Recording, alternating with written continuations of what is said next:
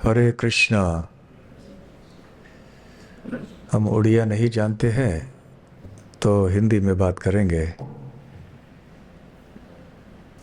आज हम यहाँ पे एकत्र हुए हैं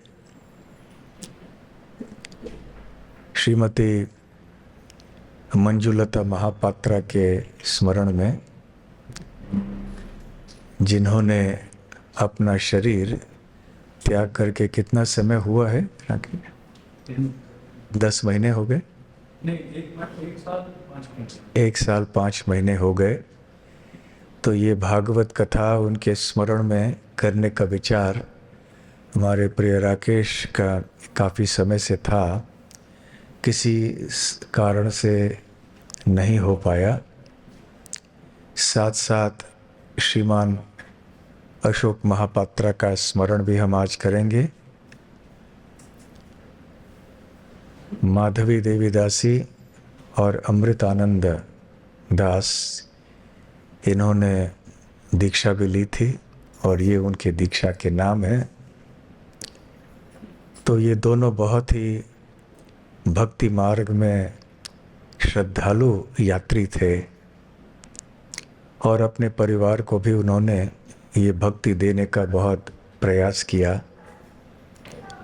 और इसलिए आज हमारे सामने राकेश बैठे और उनके परिवार बैठा है, उनकी पत्नी, उनके बच्चे और आप सब यहाँ जो उनके रिश्तेदार हैं इत्यादि, आप सब बैठे हैं। तो वास्तव में भगवान कृष्ण की कथा ये हर अवस्था में की जा सकती है और की जानी चाहिए। चाहे सुख का अवसर हो, दुख का अवसर हो या कोई भी अवसर क्यों न हो, हर अवसर में, हर स्थान में, हर समय, हर परिस्थिति में भगवान का नाम लिया जाना चाहिए और भगवान की कथाएं, भगवान का स्मरण, ये सब भी हो सकते हैं। साधारण जगत में शुद्धिकरण की बहुत विचार होते हैं, परंतु चाहे हम शुद्ध अवस्था में हों या अशुद्ध अवस्था में हों, यदि हमने भगवान पुंडरीकाक्ष श्री कृष्ण, श्री जगन्नाथ का स्मरण किया तो हम शुद्ध हो जाएंगे। यह स्मरेत पुंडरीकाक्षम सब भयाभ्यंतर शुचि ही, तो अंदर से बाहर से हम शुद्ध हो जाएंगे।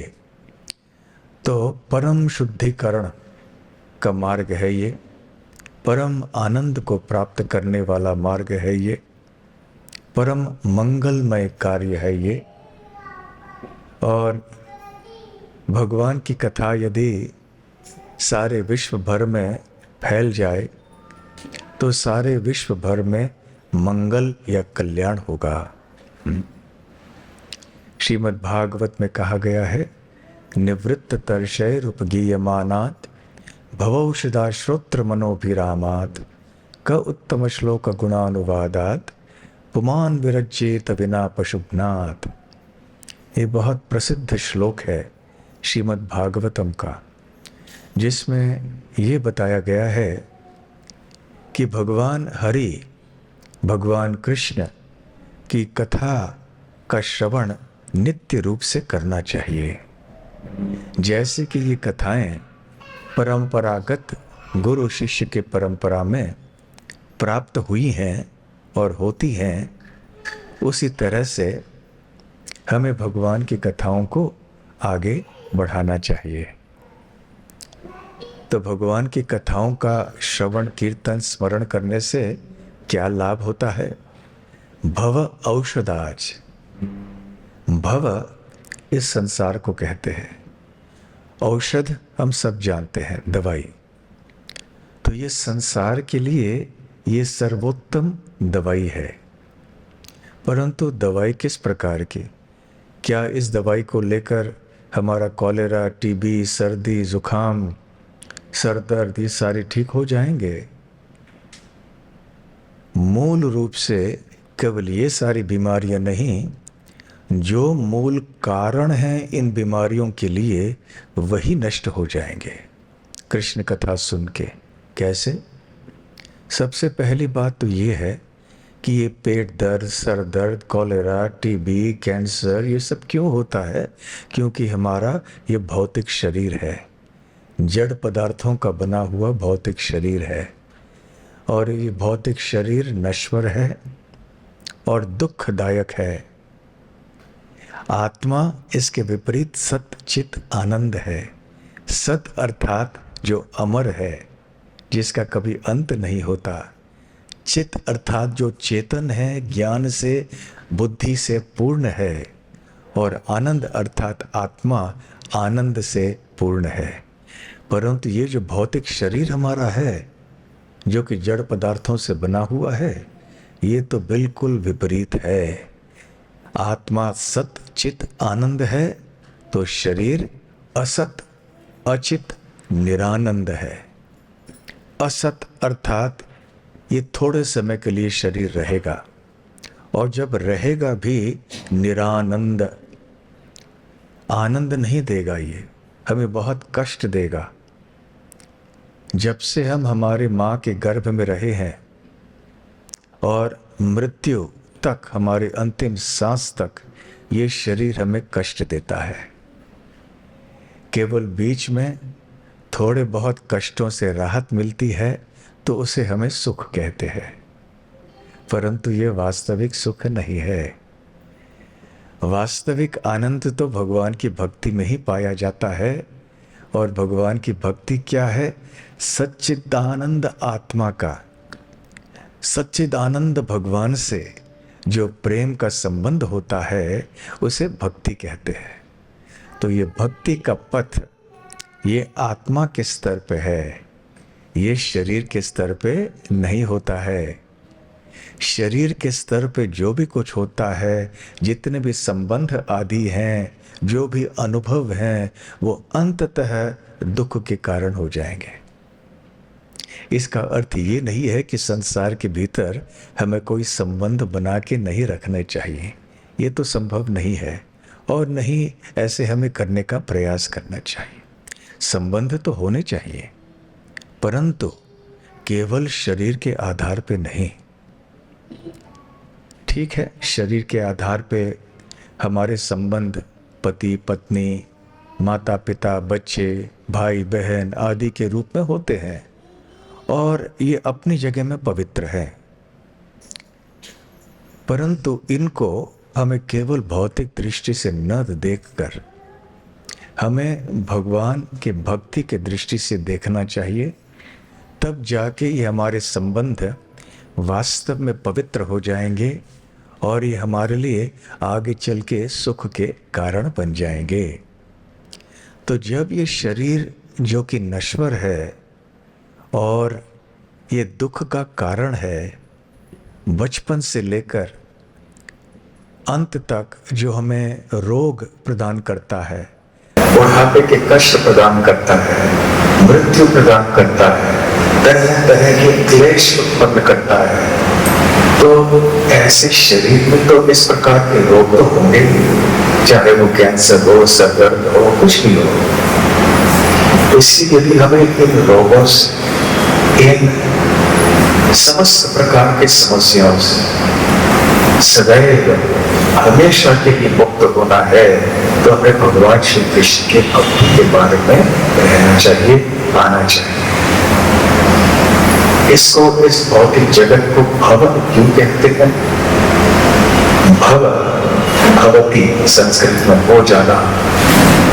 तो इस संसार को भव इसलिए कहते हैं कि यहाँ पे हमारा जन्म हो जाता है, हमारा बुढ़ापा हो जाता है, हम बीमार हो जाते हैं, हमारी मृत्यु हो जाती है, पुनर्जन्म हो जाता है। ये बार बार हो जाना, इसको भव कहते हैं। इसलिए इस भौतिक जगत को भव कहते हैं। और जो कारण है, मूल कारण, हमारे इस भौतिक जगत में रह के इस भौतिक देह को प्राप्त करने के पीछे, उसको भव रोग कहते हैं। सबसे भयंकर रोग है ये कैंसर इत्यादि के रोग कितना नुकसान कर सकते हैं, एक शरीर को नष्ट कर सकते हैं। अधिक से अधिक क्या होगा कैंसर से। आजकल कैंसर के लिए उपचार भी है, बहुत सारे लोग कैंसर होने के बाद भी ठीक हो जाते हैं, और थोड़े बहुत जो लोग जिनकी मृत्यु होती भी है, अंततः क्या होता है, एक शरीर नष्ट होता है, फिर पुनर्जन्म प्राप्त होता है।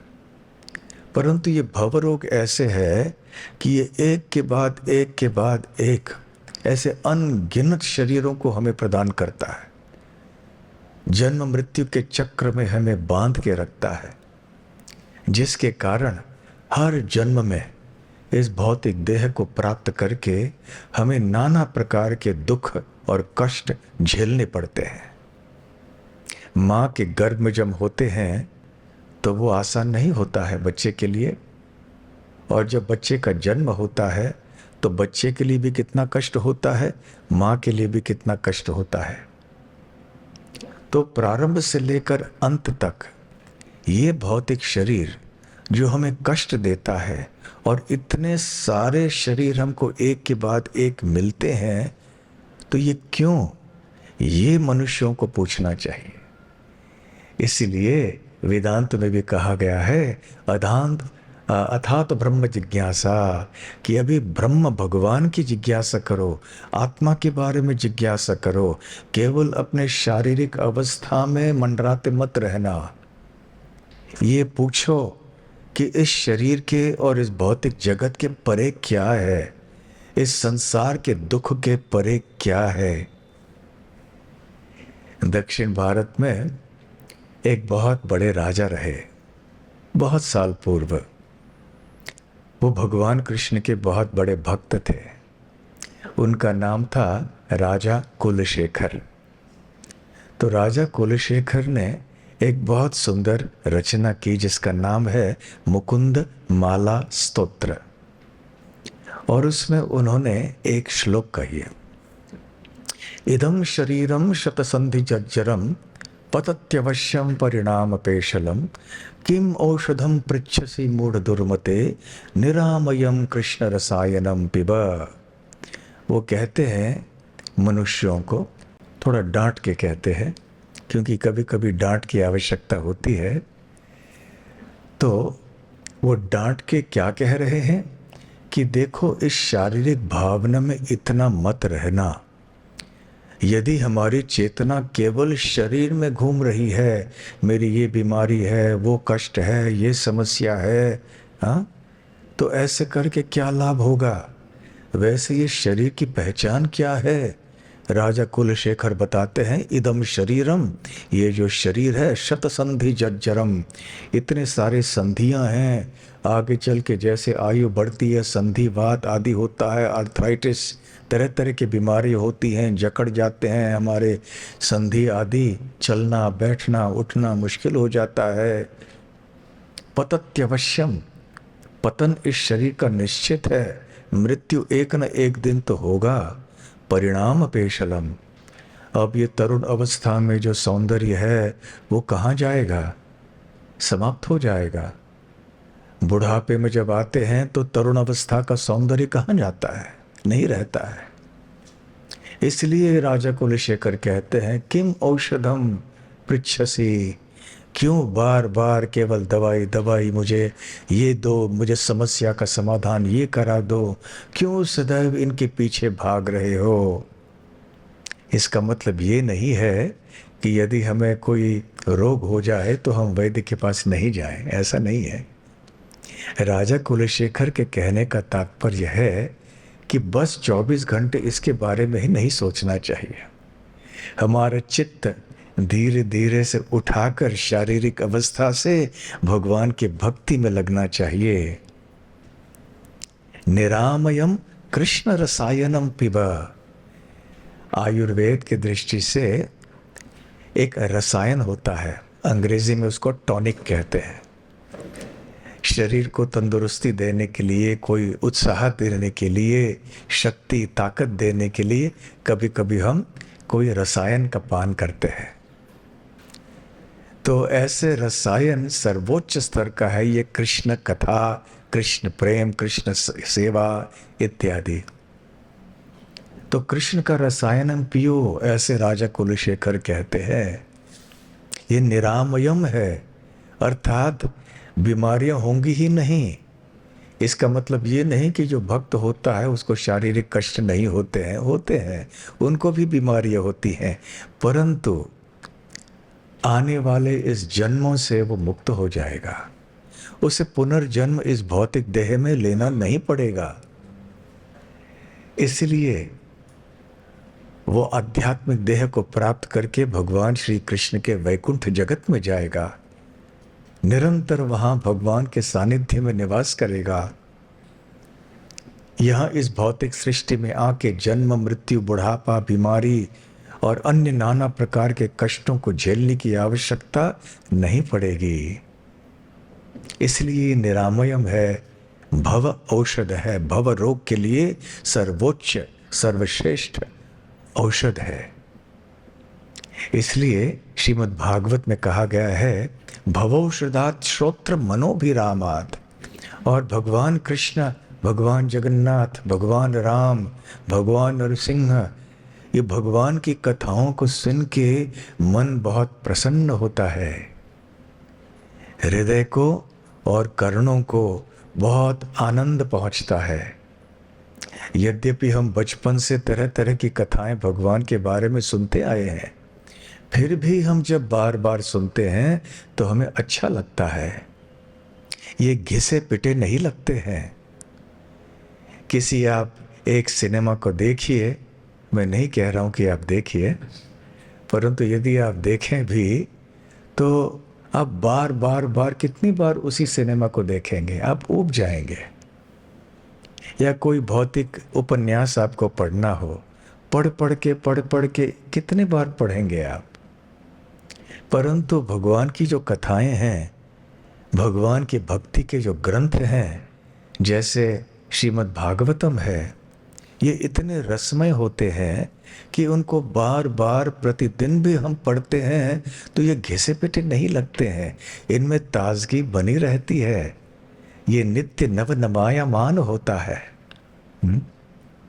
इसलिए श्रीमद् भागवत की कथाओं को सुनना हमारे लिए बहुत अच्छा है, बहुत लाभदायक है। हर एक व्यक्ति यहाँ जगत में सोचता है कि मैं वही करूँगा जो मेरे लाभ के लिए है। कोई व्यक्ति ऐसे कार्य नहीं करता है जो उसके हानि के लिए है। हम सब लोग अपना लाभ चाहते हैं। किसी को भी जाके पूछिए, यदि कोई मंदिर में भी जा रहे हों, यहाँ वहाँ भी जा रहे हों, तो कोई जाके भगवान के सामने ये प्रार्थना नहीं करते हैं कि भगवान कितने दिन हो गए मेरे जीवन में कोई कष्ट नहीं आया, कोई समस्या नहीं आई, ऐसा मत कीजिए, थोड़े समस्या तो भेज दीजिए जीवन में। कोई कहते हैं ऐसे? नहीं। हर एक व्यक्ति जाता है भगवान के सामने याचना करके, इतने दुख क्यों भेजे आपने जीवन में, इतनी समस्याएं क्यों हैं, कृपया इन समस्याओं का समाधान आप कर लीजिए। तो भगवान के पास कोई जाते हैं क्यों? समस्याओं से मुक्त होने के लिए। जो भगवान के पास नहीं भी जाते हैं, फिर भी उनके मन में क्या भावना रहती है कि हमारा जीवन कष्टों से मुक्त हो, सदैव हम सुखी रहें। तो ये सुखी रहने की प्रवृत्ति, कष्टों से मुक्त रहने की प्रवृत्ति, ये हमारे अंदर क्यों है? क्यों ऐसा है कि हम लोग दुख नहीं चाहते हैं, हम केवल सुख चाहते हैं? क्यों? ये एक बहुत बड़ा दार्शनिक प्रश्न है और इसका उत्तर भी बड़ा सरल है। इसका उत्तर है कि हम आत्मा हैं, हम ये शरीर नहीं है, परंतु हम ये भूल चुके हैं कि हम आत्मा हैं। परंतु आत्मा का स्वभाव, उसका प्रभाव रह जाता है, इसलिए वो वृत्ति हमारे अंदर है। हम तो हैं सच्चिदानंद, परंतु हम भूल चुके हैं, इसलिए इस भौतिक शरीर में हम सदैव जीना चाहते हैं। कोई नहीं चाहता कि हमारी मृत्यु हो, हम बूढ़े हो जाएं, हमें बीमारी हो, परंतु जबरदस्ती हो जाते हैं। इसको कहते हैं भवरोग। तो इसलिए कहा गया है मनोषदात श्रोत्र मनोभि भवौषदात श्रोत्र मनोभिरामात तक्कह उत्तम श्लोक गुणानुवादात पुमान विरजेत बिना पशुघ्नात। तो श्रीमद् भागवत में कहा गया है कि इतना यदि लाभ है भगवान की कथा सुन के, भगवान का नाम लेके, तो कौन ऐसे व्यक्ति है जो इस सौभाग्य को ठुकराएगा, जो इस सरल सहज सुलभ उपाय को स्वीकार नहीं करेगा। कौन ऐसे व्यक्ति है सिवाय पशुघ्न। पशुघ्न, घ्न अर्थात हत्या करने वाले, अर्थात जो पशु की हत्या करते हैं तो वो निश्चित रूप से क्रूर होते हैं ना। पशु की हत्या हमें क्यों करनी चाहिए? क्या जानवरों को दर्द नहीं होता? क्या जानवरों की कोई भावनाएं नहीं होती हैं? क्या उनके शरीर में भी प्रेम आदि उत्पन्न नहीं होता है मनुष्यों के प्रति या उनके बच्चों के प्रति आदि? जानवरों की भी तो भावनाएं होती हैं। तो केवल हमारे जीव को संतुष्ट करने के लिए हमें क्यों निष्पाप प्राणियों की हत्या करनी चाहिए? क्यों इतना क्रूर हमें बनना चाहिए? यूरोप के एक विशेष वैज्ञानिक ने बहुत प्राचीन काल में ये बताया था कि जो व्यक्ति पशुओं की हत्या करते समय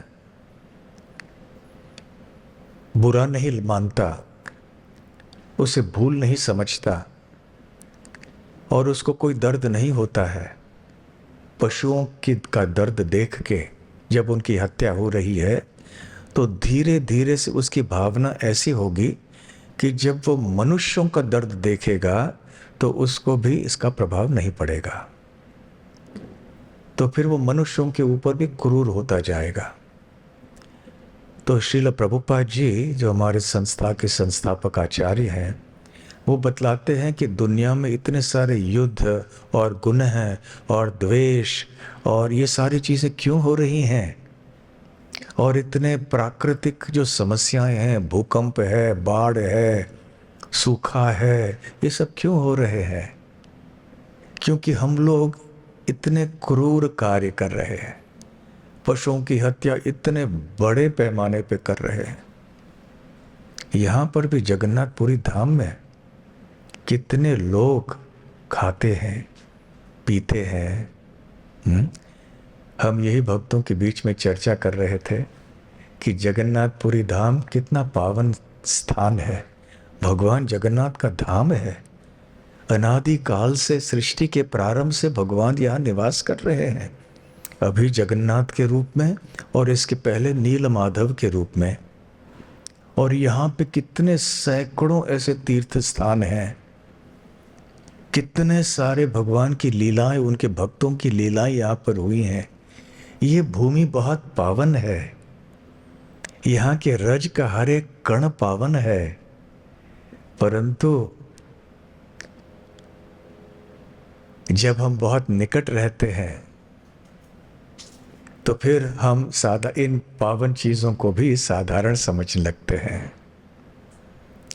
तो यहाँ पर लोग कलकत्ता से न जाने कहाँ कहाँ से इतना भोग करने आते हैं, और समुद्र के तट पे आप जाएंगे, एक के बाद एक होटल होटल होटल, सब जगह आपको तरह तरह के खाने पीने के लिए सुविधाएं मिल जाएंगी। सुविधाएं क्या, असुविधाएं मिल जाएंगी।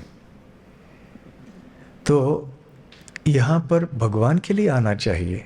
जगन्नाथपुरी में ऐसी चीज़ें करने के लिए नहीं आना है यहाँ पर, क्योंकि पास में समुद्र है, तो यहाँ पर आके भोग और मनोरंजन के लिए आते हैं। हमारे देश में हम कितने भाग्यशाली हैं कि इतने सारे धाम हैं, इतने सारे तीर्थ स्थान हैं, तो इनके अंदर जो एक आध्यात्मिक वातावरण है, जो भक्तिमय एक वातावरण है, उसको बचाए रखना चाहिए। यदि हम इस तरह के कार्यों को यहाँ करके इस धाम के वातावरण को पूरी तरह से दूषित करेंगे तो फिर क्या लाभ।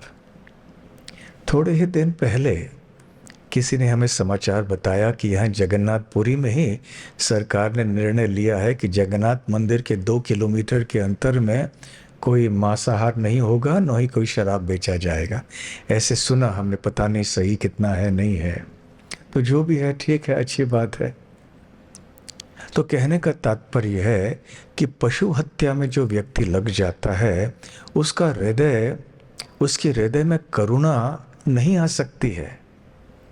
जो जितना ज़्यादा ये पशु हत्या करेगा, जितना ज़्यादा इन चीज़ों को खाएगा, जब पशुओं के ऊपर करुणा नहीं कर सकता है व्यक्ति, उसको बुरा नहीं लगता पशुओं के दर्द को देखकर, तो मनुष्यों के दर्द को देखकर उसे क्यों करुणा होगी?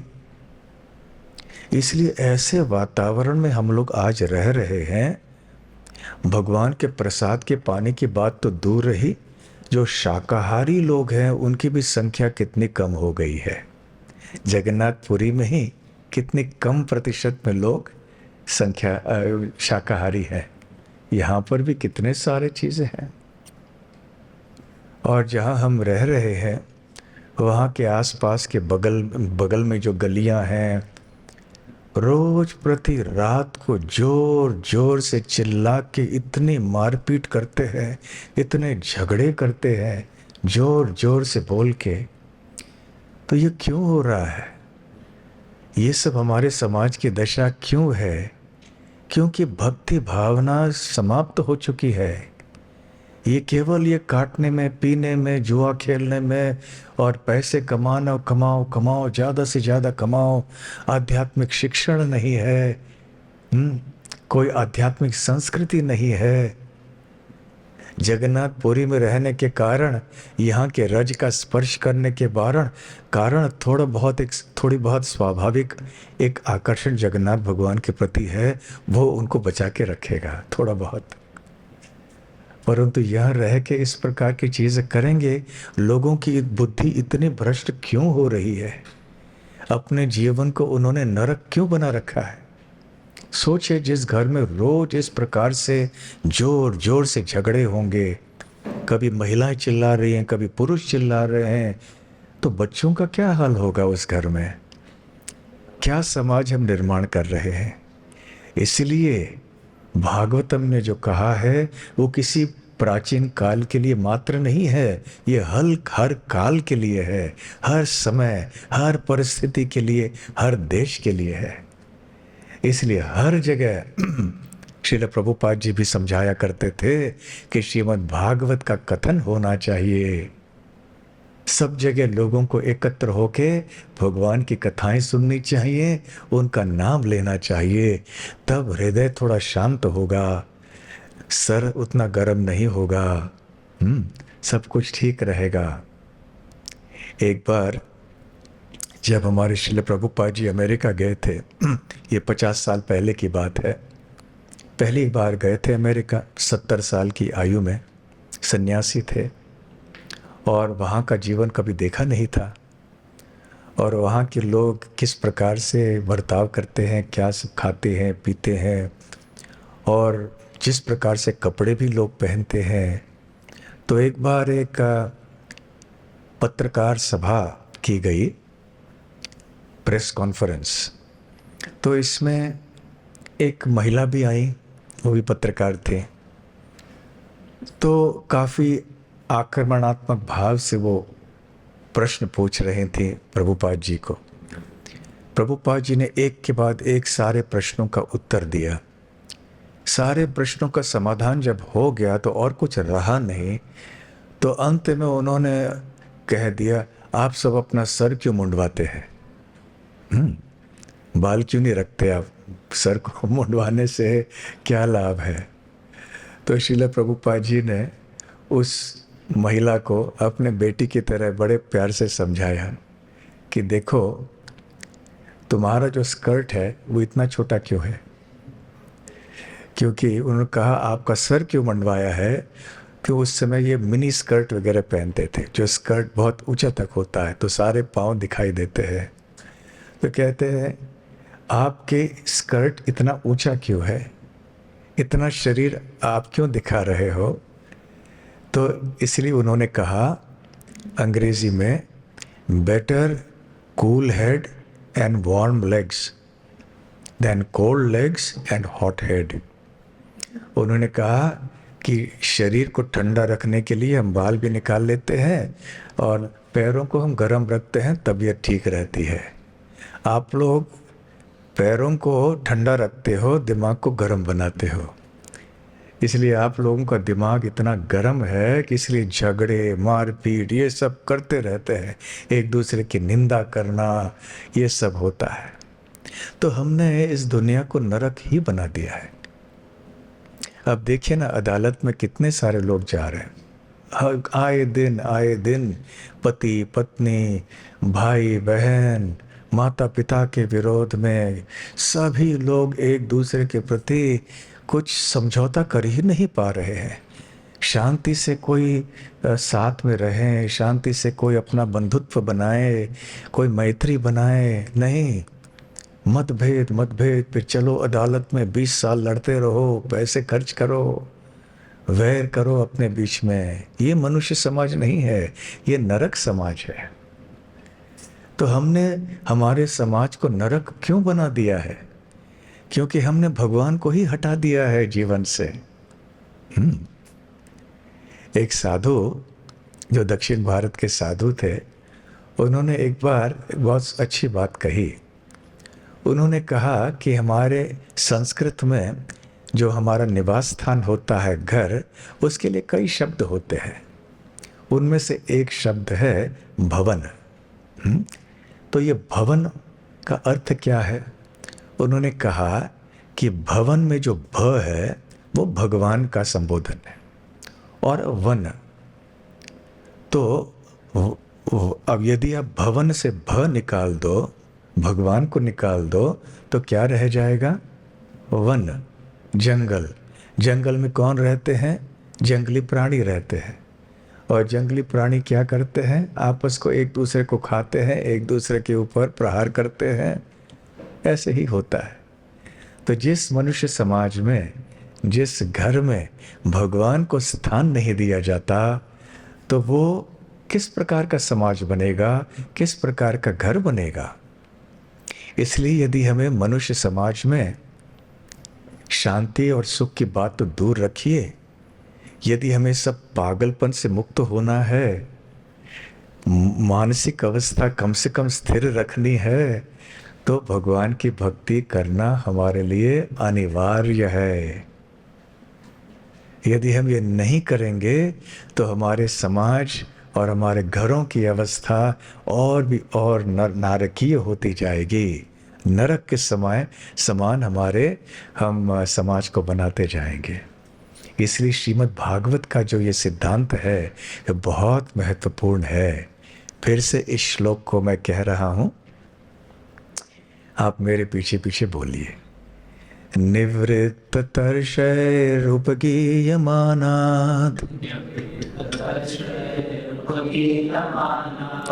भवौषधात् श्रोत्रमनोभिरामात्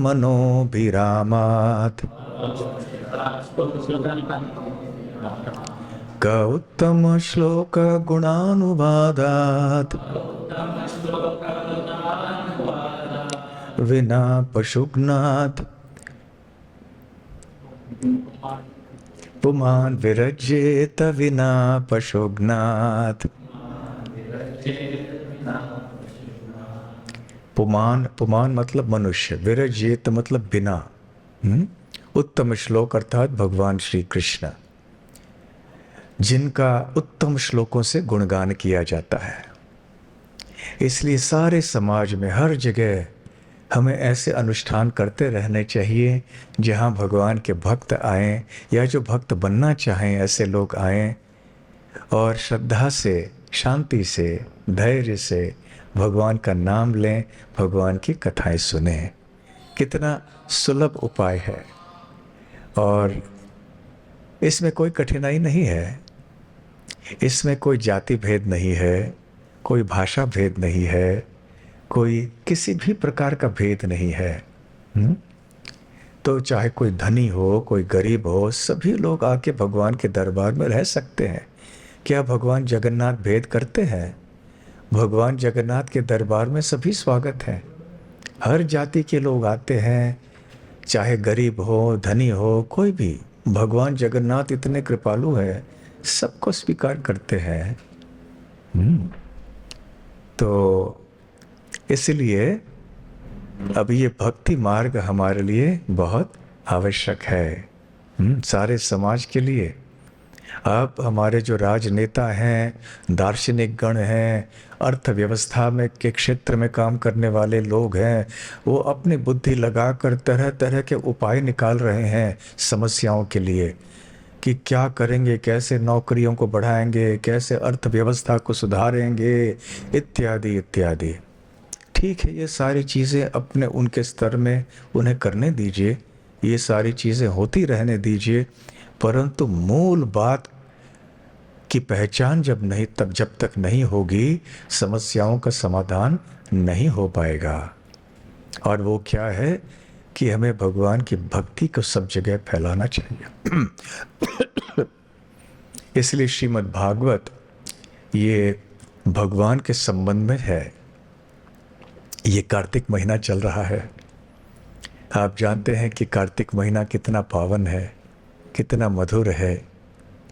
और ये कार्तिक महीना श्रीमती राधा रानी का महीना है, राधा कृष्ण। और जो आने वाला महीना है मार्गशीर्ष, वो कृष्ण भगवान का महीना है। मासानाम मार्गशीर्षोहम, भगवद गीता में भगवान ऐसे कहते हैं कि मार्गशीर्ष महीना जो है वो मेरा महीना है, और उसके पहले जो महीना है कार्तिक महीना, वो श्रीमती राधा रानी का महीना है। हम कहते हैं ना, सीता राम लक्ष्मी नारायण राधा कृष्ण, तो पहले शक्ति बाद में शक्तिमान। तो ये श्रीमती राधा रानी का महीना है कार्तिक, इसलिए राधा रानी का और एक नाम है कार्तिकी देवी। और इस महीने में जो व्यक्ति भगवान की सेवा करता है, श्रीमती राधा रानी बहुत प्रसन्न होते हैं और उसको आशीर्वाद देते हैं कि तुम बहुत अच्छे और शुद्ध भक्त बन जाओगे, तुम्हारे जीवन में सब कुछ मंगलमय होगा। तो जिस प्रकार से यदि कोई किसी बड़े व्यक्ति को मिलना चाहता है, तो सबसे पहले उसके जो सहायक सेक्रेटरी है जो भी हो, उनके माध्यम से जाना चाहिए। उसी प्रकार से यदि हमें भगवान कृष्ण के पास पहुंचना है, तो हमें श्रीमती राधा रानी के माध्यम से जाना चाहिए। यहाँ जगन्नाथपुरी का और एक नाम है श्री क्षेत्र। श्री अर्थात भगवान की शक्ति। लक्ष्मी देवी का निवास स्थान भी यहाँ पर है, और गुंडीचा मंदिर में तो वृंदावन है, तो श्रीमती राधा रानी का निवास स्थान है। तो यहाँ पे भगवान की शक्ति की प्रधानता बहुत है। तो ये कार्तिक महीने में यदि अधिकतर हम श्रीमद् भागवत का श्रवण करें, भगवान का नाम लें, तो हमारे लिए आध्यात्मिक दृष्टि से बहुत लाभ होगा। इस कार्तिक महीने में बहुत सुंदर मधुर प्रसिद्ध घटनाएं हुई हैं, भगवान की लीलाएं हुई हैं। क्या आप में से कोई बता सकते हैं कि कार्तिक महीने में कौन से भगवान के बड़े बड़े उत्सव हैं? वैसे तो हर महीने में उत्सव हैं, ये हमारे सनातन धर्म और भागवत धर्म की विशेषता है, परंतु विशेष करके कार्तिक महीने में कौन से ऐसे उत्सव हैं, आप बता सकते हैं? दामोदर लीला। माता यशोदा ने श्री कृष्ण को बांध दिया उखल से, दामोदर लीला। फिर और गोवर्धन लीला, भगवान श्री कृष्ण ने गोवर्धन पर्वत धारण किया अपने बाएं हाथ के छोटी उंगली पर। और गोपाष्टमी, जब भगवान श्री कृष्ण थोड़े बड़े हो गए, पहले बछड़ों का ख्याल किया करते थे, फिर अभी जब आयु बढ़ गई, वो अपने माता पिता को हैरान करते थे, अब मैं बड़ा लड़का हो गया, देखो कितना शक्तिशाली हो गया, अभी मुझे बड़े गायों का देखभाल करने के लिए अवसर दे दो। माता यशोदा हमेशा डरती थी, इतना छोटा बच्चा है, बड़े बड़े गायों का देखभाल कैसे करेगा। परंतु किसी न किसी तरह से भगवान कृष्ण ने उनको समझाया कि नहीं नहीं, हम लोग संभाल पाएंगे।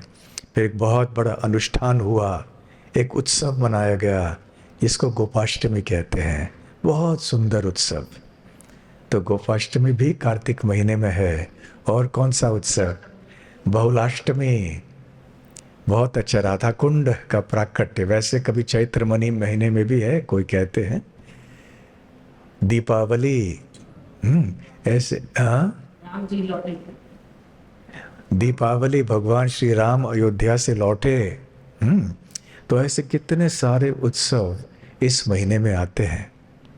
और इस महीने में ये बताया गया है कि प्रतिदिन हमें अधिक सेवा करनी चाहिए और कम से कम भगवान को दीप अर्पण करना चाहिए। तो आप में से जो प्रतिदिन कार्तिक महीने में भगवान को दीप अर्पण नहीं कर पा रहे हैं, आपसे निवेदन है कि आप कीजिए।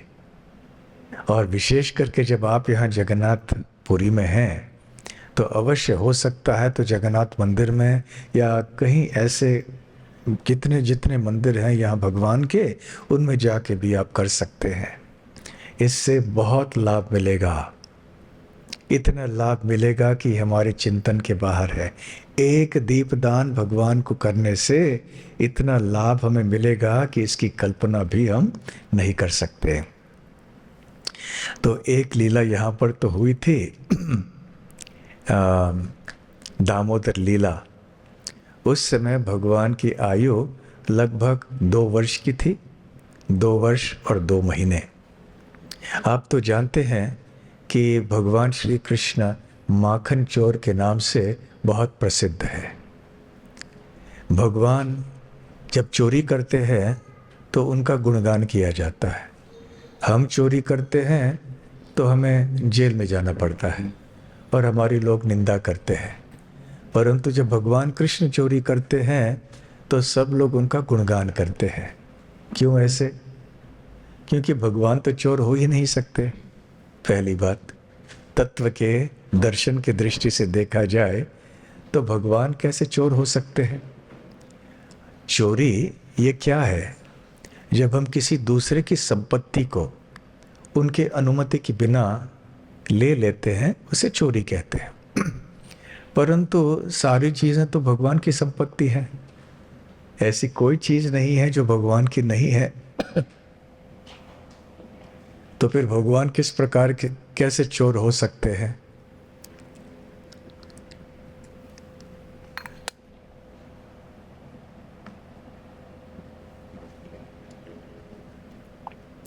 तो ये भगवान की लीला है।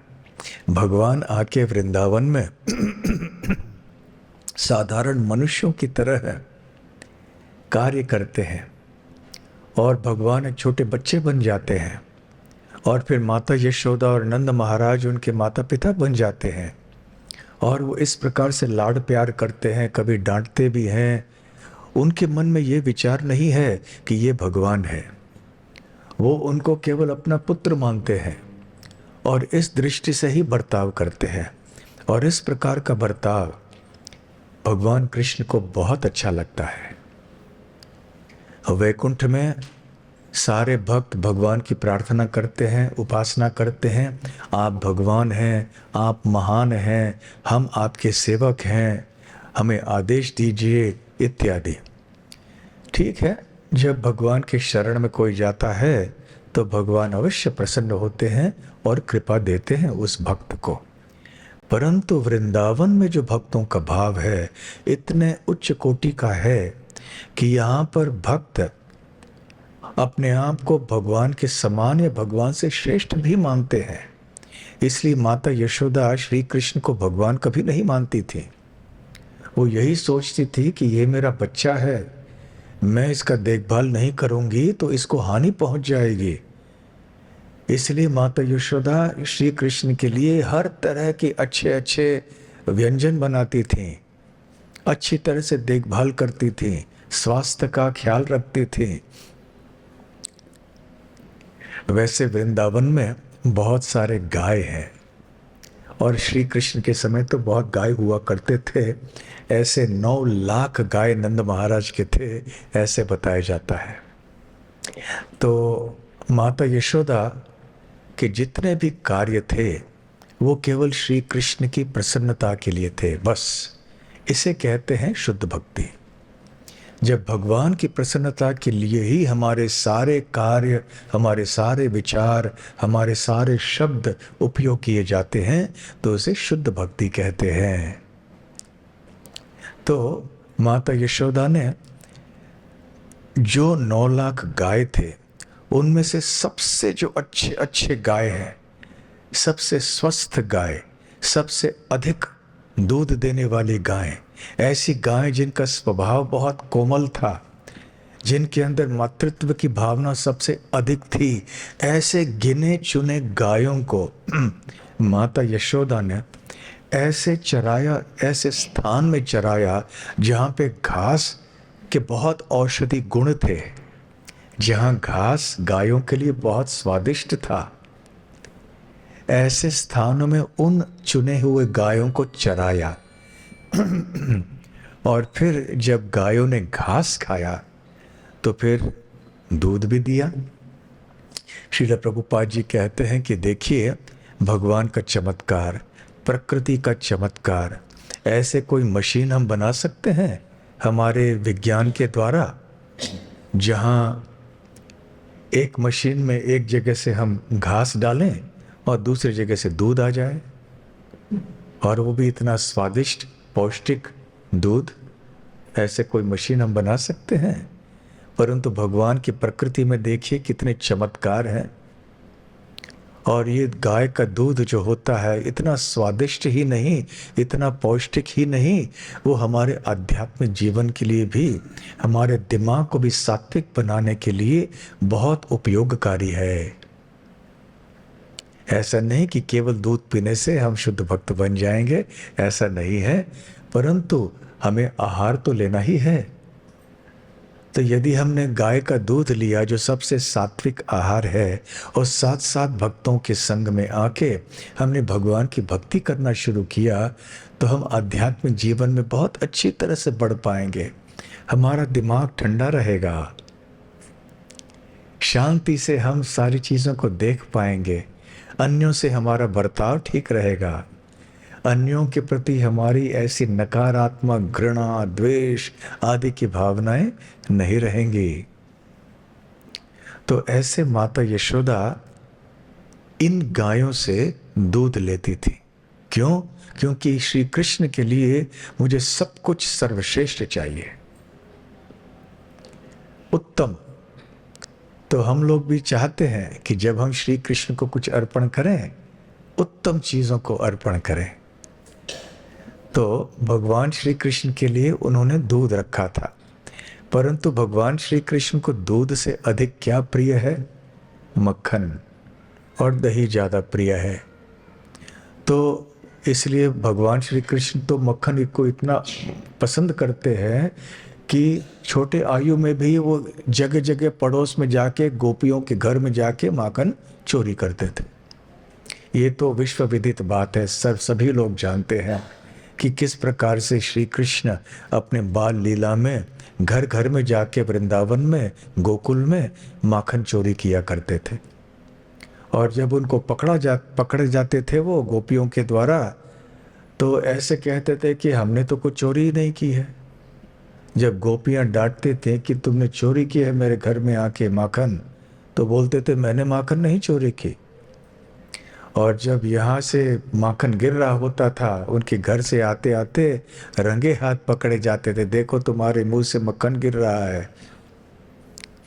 और फिर भगवान ने क्या कहा? मैंने ही माखन खायो, मैंने नहीं माखन खाया, परंतु दूसरे अर्थ इसका है मैंने ही माखन खाया। इस प्रकार से भगवान ने झूठ भी बोला, सच भी बोला। तो माता यशोदा देखती थी, प्रतिदिन उनके घर में ये गोपियां शिकायत लेकर आती थी, अरे तुम्हारा कान्हा जो है ये रोज आके हमारे घर में माखन चोरी करता है। वैसे गोपियों को बहुत अच्छा लगता था। देखिए कृपया आप फोन को बंद कर दीजिए। हाँ, आप सब भक्त हैं, आपको ये सब पता होना चाहिए। फोन क्या? हाँ, तो फोन बंद कर दीजिए ताकि कथा में विघ्न ना हो। ये कथा के प्रति भी अपराध हो जाता है। हाँ, तो माता यशोदा की जो गोपियाँ आती थी शिकायत करने के लिए, तो गोपियों को वास्तव में बहुत अच्छा लगता था और वो गुस्सा तो करती थी श्री कृष्ण के ऊपर, परंतु वो झूठा गुस्सा था। हाँ, सच का गुस्सा नहीं था। उनको अच्छा लगता था कि श्री कृष्ण हमारे घर में आके माखन चोरी करते हैं, लेकिन इनको इतना आनंद आता था और फिर माता यशोदा के घर में जाके शिकायत करना भी बहुत अच्छा लगता था और माता यशोदा को तनाव होता था। आप में से जो माता हैं, आप जानते होंगे जब आपके बच्चे छोटे थे, पड़ोस से शिकायतें आती थी आपका बच्चा इतना शिकायत करता है, तो माँ को तनाव हो जाता है। तो माता यशोदा भी चिंतित थी, अभी क्या करना चाहिए, मेरा बच्चा जाके सब जगह माखन चोरी करता है। तो कान्हा से पूछती थी, अरे घर में इतना अच्छा माखन तुम्हें देती हूँ, क्या माखन की कोई कमी है हमारे घर में कि तुम दूसरे जगह जाके माखन चोरी करते हो? तो कान्हा एक बार हंस देते थे। उससे भी बहुत छोटे थे, उनको बोलना भी नहीं आता था। तो इसलिए माता यशोदा ने सोचा कि मैं सबसे स्वादिष्ट दूध से मैं मक्खन बनाऊंगी, दही बनाऊंगी, ताकि मेरा जो कान्हा है घर में ही संतुष्ट रहेगा और वो अन्य घरों में जाके माखन चोरी नहीं करेगा। तो फिर वो इसलिए माता यशोदा ऐसे मक्खन आदि से बनाया करती थी। तो एक बार क्या हुआ कि माता यशोदा ने ऐसे बहुत ही स्वादिष्ट दूध से उन्होंने दही बनाया। दही बनाने के बाद अभी दही का मंथन करने के लिए बैठी। आजकल तो लोग ऐसे वो उखल वगैरह नहीं रखते हैं। उखल तो खैर मसाले के लिए होता है, लेकिन मंथन के लिए वो रस्सियाँ बांध के ऐसे होता है। यहाँ भी उड़ीसा के गांव में आज तक होता होगा, पता नहीं। पहले जो महिलाएं हैं वो ऐसे ऐसे करती थी, इसलिए स्वस्थ रहती थी। कोई डायबिटीज़ नहीं, शुगर नहीं, हाई ब्लड प्रेशर नहीं, क्योंकि अच्छी कसरत जो है घर के कार्यों में ही हो जाती थी, बहुत क्रियाशील होती थी। आजकल तो हम मिक्सर ग्राइंडर का बटन दबा देते हैं, उतनी कसरत होती है कि बस उंगली उठाकर दबाना। तो खैर माता यशोदा स्वयं मंथन कर रही थी। ऐसा नहीं कि उन्होंने कि अपने घर में इतने सारी दासियां थीं कि उनको बताया बड़े तुम कर लो, से नहीं, ये मेरे बच्चे के लिए है, मैं स्वयं बनाऊंगी, अपने हाथों से मैं इस दही का मंथन करूंगी। तो वो मंथन कर रही थी। तो श्री कृष्ण उस समय लगभग 2 साल के थे, तो उनको भूख लगी, वो माँ का दूध पीना चाहते थे। तो वो किसी न किसी गिड़गिड़ाते हुए चलते फिरते ऊपर आए वहाँ पर, और उन्होंने जो मंथन की डंडी है उसको पकड़ लिया, ताकि अभी माता यशोदा मंथन नहीं कर पाए। तो मंथन करना रोक दिया और श्री कृष्ण ने माता यशोदा की ओर देखा, तो माता यशोदा समझ गई कि अभी श्री कृष्ण दूध चाहते हैं। तो अपने मंथन के कार्य को छोड़कर माता यशोदा ने श्री कृष्ण को उठाया और स्तनपान करना शुरू कर दिया। उधर जैसे श्री कृष्ण बड़े संतुष्टि से दूध का पान कर रहे थे अपनी माँ से, उधर सिगड़ी के ऊपर माता यशोदा ने दूध रखा था गर्म करने के लिए। और जैसे यहाँ स्तनपान हो रहा था, वहाँ पे दूध उबल रहा था। अचानक दूध को देख कर कि अरे दूध तो उबल रहा है, बाहर गिर जाएगा बर्तन के, तो अचानक उन्होंने श्री कृष्ण को नीचे रख दिया और दौड़ती हुई सिगड़ी के पास गए, चूल्हे के पास गई। चूल्हे से फिर उन्होंने दूध का बर्तन उतार दिया और फिर वहाँ कार्य में लग गई, थोड़ा बहुत व्यस्त हो गई 2 मिनट के लिए। इधर श्री कृष्ण को बड़ा गुस्सा आया, ये भी झूठा गुस्सा था। और गुस्सा आया और सोच लगे मुझे भूख लगी है और मुझे छोड़ के मेरी माँ कहीं तो दूसरी जगह चली गई, ऐसे कैसे हो सकता है? मेरी भूख अभी मिटी नहीं है, तो ऐसे मेरी माँ कैसे चली गई मुझे छोड़ के? तो फिर वहाँ पास में एक पत्थर था, उस पत्थर को लेके श्री कृष्ण ने क्या किया, जो दही और मक्खन के मटके पड़े हुए थे, उनमें पत्थर मार के वो मटकों को तोड़ दिया और सारे कमरे में यहाँ वहाँ मक्खन आदि सब फैल गया। और फिर श्री कृष्ण ने सोचा कि अरे अब तो मुसीबत हो गई, हमने ऐसा कर दिया, अभी माँ जब अंदर आएगी तो बहुत बड़ी डांट पड़ेगी हमको। तो अभी डर के मारे वो दूसरे कमरे में चले गए, भाग के चले गए उस कमरे से। और वहाँ गए तो दूसरे पास वाले कमरे में कहीं घर के अंदर ही माता यशोदा ने मक्खन आदि छत के ऊपर लटका के रखे थे रस्सियों से, ताकि ये बच्चा, नटखट बच्चा, पहुंच नहीं पाए उनको। और हर घर में गोपियां ऐसे ही करते थे। फिर भी ये बच्चे जो थे श्री कृष्ण और उनके जो मित्र थे बहुत बुद्धिमान होते थे, तो किसी न किसी तरह से कोई मार्ग उठा देते थे दही और मक्खन को चोरी करने के लिए। उन्होंने देखा कि यहाँ पे ऊखल है। आप ऊखल जानते हैं ना, जहाँ मसाले जिसमें करते हैं, मसाले बनाते हैं, पीसते हैं। आजकल तो नहीं है, मिक्सर ग्राइंडर से सब चलता है, परंतु खैर जो भी है, घर में ही आप मसाले बनाएं तो बहुत अच्छा रहेगा। बाहर के जो मसाले होते हैं उसमें प्रदूषण बहुत होता है, मिलावट बहुत होता है। ऐसे हल्दी में भी बहुत कुछ डालते हैं, इसलिए ये हल्दी हम एकादशी पे नहीं लेते, बाहर के हल्दी को, क्योंकि न जाने क्या क्या मिलाते होंगे उसमें। तो ज़्यादा लाभ उठाने के लिए व्यापारी लोग ऐसा करते हैं, ये भी कलयुग का प्रभाव है। तो खैर माता यशोदा वहाँ ने ऊखल रखा था, तो उस ऊखल को उल्टा कर दिया, उल्टा करके रखा था ताकि उसके अंदर कोई चीज़ें गिरे नहीं। तो श्री कृष्ण किसी न किसी तरह से उस ऊखल के ऊपर चढ़े। ऊखल के ऊपर चढ़ के उनका हाथ पहुंचा छत के पास जहाँ वो मटका था। फिर मटके को ऐसे कर दिया और उससे माखन चोरी करके खाने लगे। और वृंदावन में तो आप जानते हैं बंदर बहुत प्रसिद्ध हैं। आप में से कितने भक्त वृंदावन में अभी तक नहीं गए हैं? हाथ ऊपर कीजिए। वृंदावन में कौन कौन नहीं गए हैं आज तक? तो हो सकता है तो कृपया आप जाइए। कृपया फ़ोन बंद कर दीजिए, ठीक है? आप सब देख लीजिए। तो और उधर सारे बंदर भी आए और फिर श्री कृष्ण उन बंदरों को भी मक्खन आदि सब बांटने लगे। बंदर भी बड़े आनंद से मक्खन खाने लगे और इस प्रकार से वहाँ अच्छी दावत हो रही थी। श्री कृष्ण और बंदर जो है अच्छी लीला वहाँ पर कर रहे थे। तो उधर माता यशोदा रसोई घर में अपना काम समाप्त करके यहाँ पर आई, कमरे में देखती हैं कि अरे यहाँ तो तहस नहस मचा दिया है। यह सारे मटके जो हैं दही मक्खन के सब टूटे हुए हैं, ज़मीन पे दही मक्खन फैला हुआ है और श्री कृष्ण कमरे में नहीं है। इसका मतलब है ये सारा काम श्री कृष्ण का ही है। तो माता यशोदा सोचने लगी अभी श्री कृष्ण को सबक सिखाना ही पड़ेगा।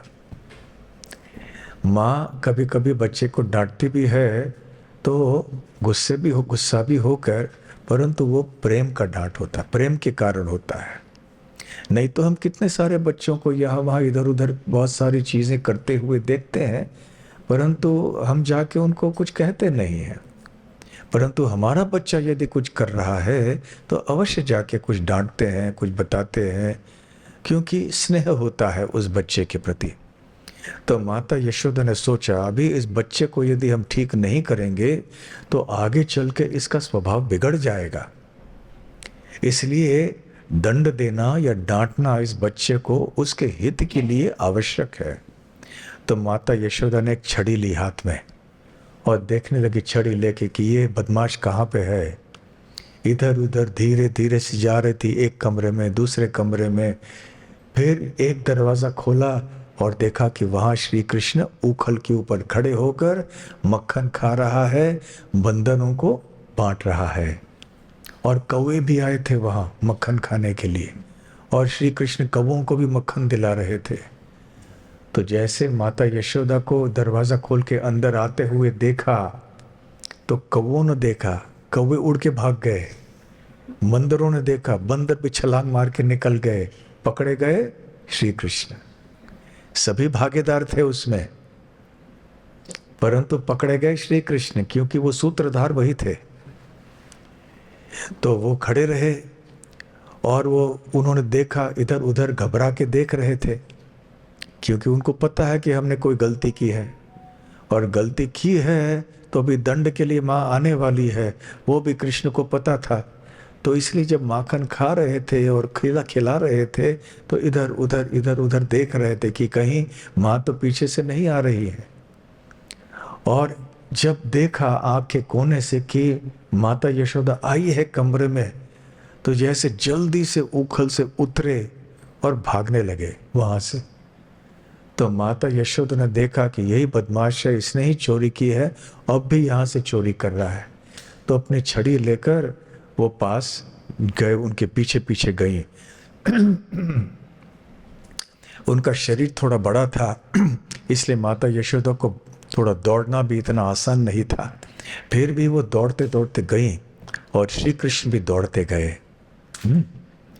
और अंततः माता यशोदा थक रही थी, परंतु श्री कृष्ण कृपालु हो गए और माता यशोदा ने श्री कृष्ण को पकड़ लिया। तो शुकदेव गोस्वामी जी जो श्रीमद् भागवत की रचना करते हैं, वो कहते हैं कि देखो, इतिहास में और दुनिया में भी, संपूर्ण जगत में इतने बड़े बड़े ऋषि मुनि हुए हैं, बड़े ज्ञानी, बड़े योगी आदि, वो सब भगवान की प्राप्ति के लिए बहुत प्रयास करते हैं, बहुत तपस्या करते हैं और वैराग्य के पथ को स्वीकार करते हैं, और कितना कष्ट अपने शरीर को देते हैं। कोई हिमालय में जाते हैं, कोई किसी जंगल में जाते हैं, तरह तरह के कष्ट करते हैं भगवान को प्राप्त करने के लिए, परंतु भगवान प्राप्त नहीं होते हैं। यहाँ माता यशोदा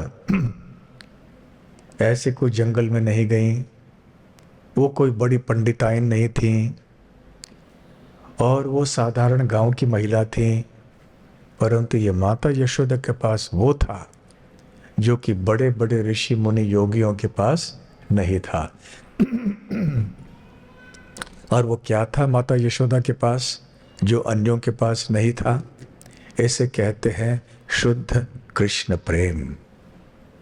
भगवान कृष्ण के प्रति हृदय में प्रेम था, इसलिए वो नहीं आ पाई, इसलिए वो पकड़ पाई श्री कृष्ण को। तो देखिए, शास्त्रों में और वेदों में बहुत सारे श्लोक हैं जिनमें बताया जाता है कि भगवान केवल और केवल प्रेम और भक्ति से पाए जा सकते हैं, तपस्या से नहीं। और भौतिक चीज़ों की बात तो दूर रही, हमारे धन से, हमारी बुद्धि से, हमारी योग्यता से, हमारे बल से, हमारे सौंदर्य आदि से, हमारे ऊंचे पद, हमारी प्रतिष्ठा से भगवान आकर्षित नहीं होते हैं। भगवान को हम प्राप्त नहीं कर सकते इन चीज़ों से। यदि हमारे पास इतना सब कुछ हो तो स्वाभाविक रूप से हमारे हृदय में घमंड आ ही जाता है। और जिस हृदय में घमंड है, अहंकार है, अभिमान है, भगवान ऐसे व्यक्ति के सेवा को नहीं स्वीकार करते हैं। जब तक हृदय में पूरा प्रेम न हो तब तक भगवान नहीं स्वीकार करेंगे।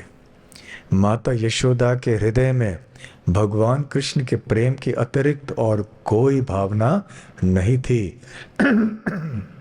इसलिए माता यशोदा के हाथों द्वारा वो पकड़े गए। और जब वो पकड़े गए तो उनके मुख के ऊपर, उनके मुखार विंद के ऊपर बहुत भय दिखाई दे रहा था। जैसे एक छोटे बच्चे के पीछे माँ भागती है दंड देने के लिए, तो बच्चा डर जाता है। तो श्री कृष्ण भी डर गए और डर के मारे देखने लगे कि अरे अब मुझे दंड मिलेगा। और हमारे आचार्यों ने बताया है जैसे विश्वनाथ चक्रवर्ती ठाकुर नाम के एक बहुत महान आचार्य रहे हैं, उन्होंने श्रीमद् भागवतम के ऊपर बहुत अच्छी टीकाएं भी लिखी हैं। तो वो कहते हैं कि हमें ये नहीं सोचना चाहिए कि श्री कृष्ण डरने की नकल कर रहे थे। नहीं, वो वास्तव में डर गए थे। अब ये प्रश्न उठता है कि यदि ये भगवान है तो भगवान कैसे डर सकते हैं? तो भगवान के द्वारा ही तो सभी लोग डरते हैं। भीषास्मात् वातः पवते भीषो देति सूर्यः भीषास्मात् अग्निश्चंद्रश्च मृत्यु धावति पंचकः। तो ऐसे श्लोक में बताया गया है कि भगवान के डर से सभी लोग कार्य अपने अपने करते हैं। बड़े बड़े जो देवता होते हैं वो भी कार्य करते हैं। भीषास्मात् वातः पवते, जो हवा है वो भी बहती है श्री कृष्ण या भगवान के डर से। भीषो देति सूर्यः, और सूर्य भी अपनी उष्णता और प्रकाश का प्राकट्य करते हैं भगवान के डर से। भीषास्मात् अग्निश्चंद्रश्च, तो अग्नि चंद्र भी अपने किरणों को फैलाते हैं भगवान के डर से।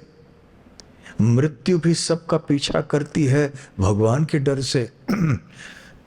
तो बड़े बड़े जो देवता हैं वो भी सब भगवान के डर से अपने अपने कार्यों में लगे हुए हैं।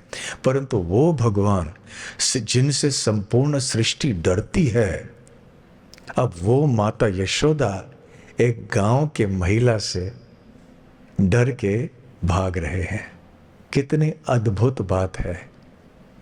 ऐसा संभव क्यों है?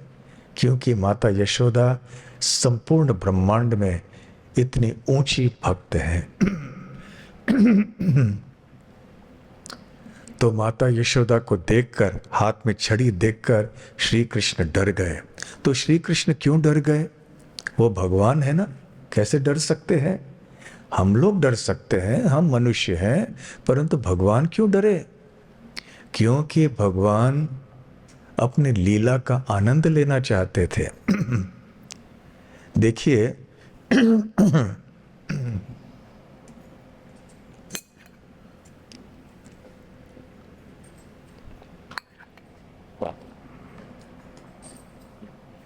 सभी लोग भगवान के पास जाते हैं कोई ना कोई चीज़ मांगने के लिए। भगवान मुझे ये चाहिए, मुझे वो चाहिए, मुझे धन चाहिए, मुझे रोग से मुक्ति चाहिए, मेरे बेटे या बेटी की शादी करा दीजिए। ऐसे करके भगवान के पास लोग बहुत चीज़ें लेकर जाते हैं, याचना करते हैं। तो भगवान सोचते हैं संपूर्ण सृष्टि में मेरे पास लोग कुछ मांगने के लिए ही आते हैं। मैं थक गया लोगों की याचनाओं से। अब मैं ऐसा रूप स्वीकार करूंगा जिसमें मैं मेरे भक्तों से मांगूंगा, मुझे ये दो, मुझे वो दो। तो भगवान अपने बाल रूप को स्वीकार करते हैं और वात्सल्य रस का आस्वादन करते हैं। फिर वो अपने माता पिता से पूछते हैं, मुझे मक्खन दो, मुझे दूध दो, मुझे मिठाई दो। और भगवान को ये बहुत अच्छा लगता है। तो भगवान को भगवान बनना अच्छा नहीं लगता। देखिए, ये बहुत महत्वपूर्ण बात है। भगवान भगवान बनना पसंद नहीं करते। केवल मनुष्य हैं जो भगवान बनना चाहते हैं, और ये तो कभी संभव है ही नहीं। मनुष्य कभी भी भगवान नहीं बन सकते। तो भगवान चाहते हैं कि भगवान न होकर भगवान अपने भक्तों के दास होना चाहते हैं। इसलिए भगवान नंद महाराज और माता यशोदा के पुत्र बनते हैं और फिर अपनी माँ से और पिता से प्रेम प्राप्त करते हैं। उनसे कभी कभी डांट भी सुनते हैं, और ये डांट और प्रेम दोनों ही पाकर भगवान को बहुत आनंद मिलता है। वात्सल्य भाव का आस्वादन वो करते हैं। इसलिए भगवान श्री कृष्ण अपने आप को इस भाव में डालते हैं कि वो भी भूल जाते हैं कि मैं भगवान हूं। देखिए, बहुत कितनी विचित्र और अद्भुत बात है। भगवान भी भूल जाते हैं कि मैं भगवान हूं, क्योंकि भगवान अपने माँ का प्रेम स्वीकार करना चाहते हैं। तो इस तरह की जो बातें हैं आपको और कहीं नहीं दिखाई पड़ेंगी। भगवान कृष्ण वृंदावन की लीलाओं के अतिरिक्त ऐसी बातें कहीं नहीं दिखाई पड़ेंगी आपको। तो भगवान श्री कृष्ण ऐसे डर गए थे अपनी माँ को देखकर, और उनकी आंखों में माँ ने काजल लगाया था, तो उनकी आंखों से भी थोड़े आंसू आ रहे थे डर के कारण। तो अपने आंसुओं को पोंछ रहे थे, तो इस तरह से अपने आंखों को अपने हाथों से, अपने उंगलियों से मोड़ रहे थे। तो उस समय जो काजल था वो सारे मुख पर फैल गया। तो ये दृश्य था श्री कृष्ण का, जिसका वर्णन श्री शुकदेव गोस्वामी श्रीमद् भागवतम में देते हैं। तो माता यशोदा ने जब देखा, वो डांटने तो आई थी, छड़ी हाथ में लेकर आई थी, इस दृष्टि से कि श्री कृष्ण को सुधारना चाहिए, श्री कृष्ण को ऐसी शरारत नहीं करनी चाहिए। तो जब माता यशोदा ने श्री कृष्ण के डरे हुए मुखारविंद को देखा कि आंसू है और काजल भी सब जगह फैल गया है मुख के ऊपर, तो माता यशोदा का हृदय कोमल हो गया और सोचा कि अरे मैं छड़ी हाथ में ले रही हूँ, मेरा बच्चा घबरा गया है। तो उसने अपनी छड़ी अलग से रख दी और फिर श्री कृष्ण को पकड़ लिया। और माता यशोदा मन ही में सोच रही थी कि ठीक है, अभी दंड तो नहीं दूंगी क्योंकि ये बहुत डर गया है, परंतु मुझे तो कितने सारे काम करने हैं घर के अंदर, और ये बच्चा भी डर गया है। यदि मैं उसको ऐसे ही छोड़ दूंगी तो न जाने कहाँ ये भाग के चला जाएगा, और बाहर जंगल है, गांव के बाहर पता नहीं क्या होगा। इसलिए मैं इस नटखट बच्चे को बांध के रखूंगी। तो फिर माता यशोदा ने बांधने का प्रयास किया। और ये लीला तो आप बहुत सुन चुके हैं। तो किस प्रकार से माता यशोदा ने बांधा, क्या बांधने में वह सफल हो पाए कि नहीं, और इसके बाद क्या होगा, इसकी चर्चा हम करेंगे 5 मिनट के बाद। 5 मिनट के लिए आप थोड़ा उठिए, पानी पी लीजिए, आपके फ़ोन वगैरह करने हैं कर लीजिए, ताकि कथा के समय फ़ोन न बजे, और आप थोड़ा घूम फिर के आ जाइए, परंतु 5 मिनट से अधिक मत लीजिए, ताकि आपको सुनना है कि आगे चल के माता यशोदा ने क्या किया। तो 5 मिनट के बाद हम फिर से यहाँ पर रहेंगे, फिर थोड़ी देर के लिए कथा और आगे जारी रखेंगे। हरे कृष्ण कृष्ण कृष्ण हरे हरे, हरे राम राम राम हरे हरे। हरे कृष्णा।